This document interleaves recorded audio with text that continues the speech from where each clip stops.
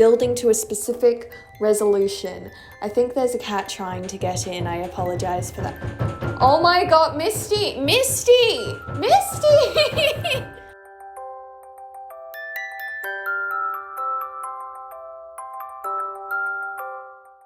Hello fellow fic writers, kudos for clicking on this video. My name is Cora and I'm here to help you write and post your dream fanfiction. To outline or not to outline?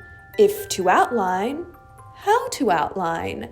That is one of the most subjective parts of the writing process.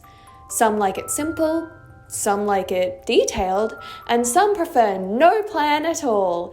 That's why, rather than just doing a video on my specific outlining process, my very extensive process, I thought I'd instead do a two-parter covering all the different outlining styles out there. In part 1, I'll be covering the pros and cons of 3 major approaches to outlining, or the lack thereof: planning, pantsing, and plansing. In part 2, I'll be covering the 7 levels of outlining, from basic concept to zero draft, so you can determine how much detail is right for you. Chapter 1, Pantsing. Also known as discovery writing. This is when you don't plan at all and just make it all up as you draft. Pantsers will often say that planning a story makes them feel like it's already written, and thus they don't feel like writing it anymore, or they end up departing from their outline anyway. Pros of being a pantser involve characters feeling more organic because you're letting their journey naturally unfold rather than trying to nudge them towards a specific plot, thriving on the feeling of what's gonna happen next, and feeling unrestrained by pre-existing plans so you can just let the creativity flow. But there are cons to pantsing, some pretty major ones too. For example, a messy first draft that requires more revisions and rewrites. Or a lacking through line where the plot meanders rather than every step building to a specific resolution. I think there's a cat trying to get in. I apologize for that. Oh my god, Misty! Misty! Misty! Misty! This can be especially an issue if you're posting each chapter as you finish them. Plot threads are dropped like fast fashion trends, and your readers are left feeling unsatisfied or annoyed, Misty.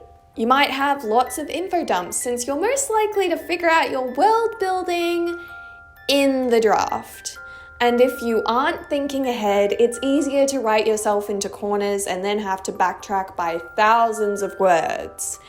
I'll be honest, I am very biased against this approach. I think from a purely storycraft perspective, it puts your plot and world building at risk and makes more work in the long run because of all the revisions.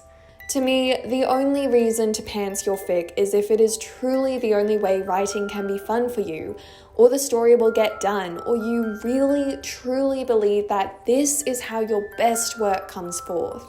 I have put some resources by pantsers for pantsers in the description since I really can't do you lot justice, and I welcome you to explain how pantsing leads to better storytelling for you.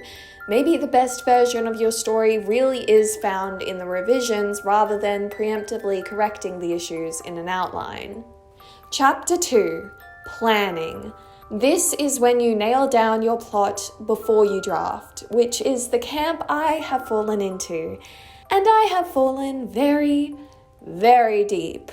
Planners will often say that without a plan, they get stuck or feel personally victimized by the blinking cursor of the blank page, or their draft would just feel like an unsalvageable mess that they might as well trunk forever. The pros of planning, of which there are many, include reducing the amount of revisions. When you realize something isn't working, it's so much easier to revise an outline than a draft. A stronger plot and through line, including better foreshadowing, pacing, and tension. And because you had so much creative fun figuring out the big picture in your outline, that frees you up to have even more creative fun focusing on the details as you draft.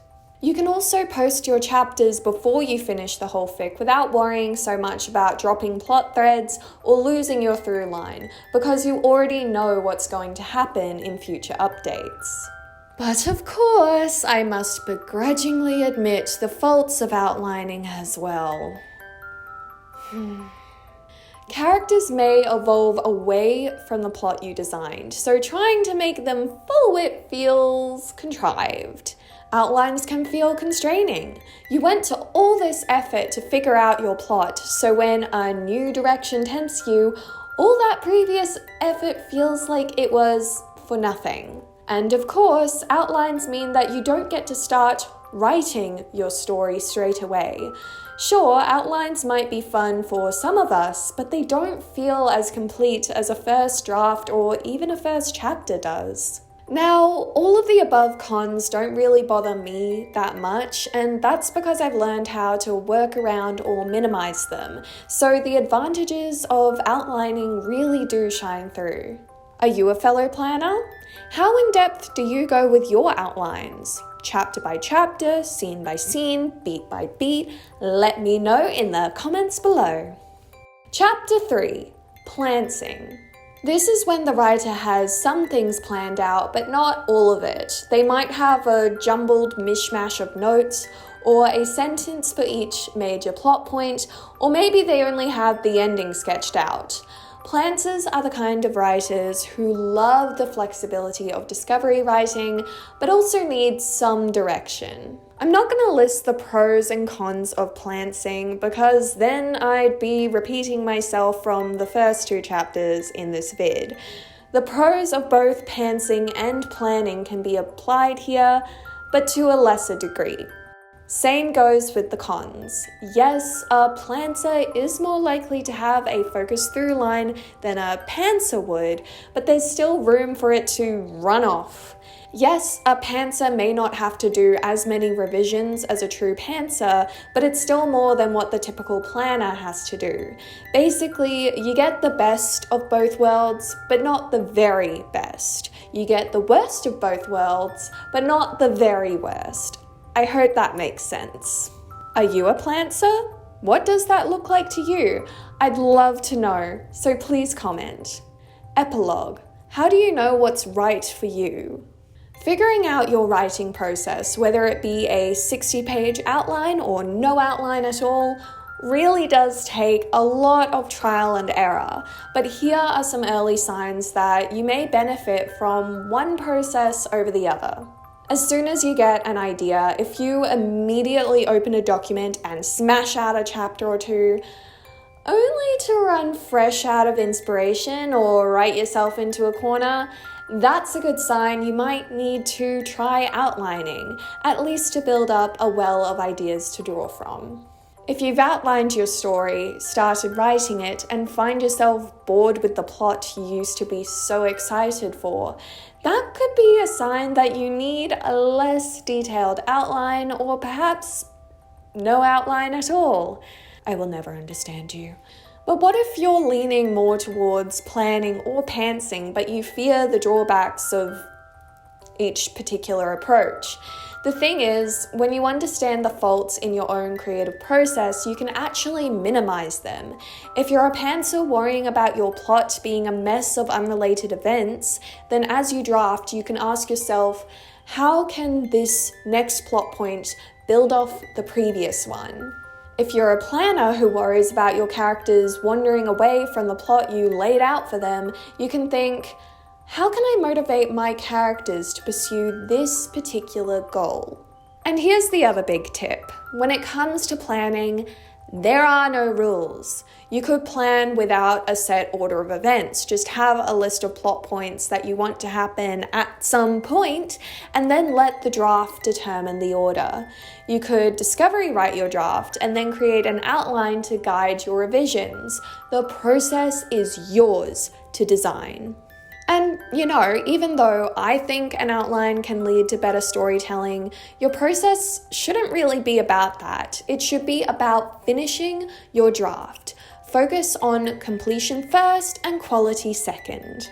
Has this video helped you figure out what style of outlining, or lack thereof, could be right for you? If you would like to try at least some outlining but don't know where to start or how much detail you'd like to go into, then join me next time for part 2 of this duology, the 7 levels of planning your fanfiction. And that's the end of the video. Kudos for watching, kudos for liking, and extra kudos if you've subscribed and hit the bell for more dreamy fanfiction tips. I will see you in my next video, but in the meantime, happy fic writing! Hello fellow fic writers, I just want to say how grateful I am for all your likes, comments and subscriptions and watch time. It means the world to me to know that my content is helping you on your own fanfiction writing journeys. And I really want to keep doing that, and I want to do that more, but I'm going to need your help.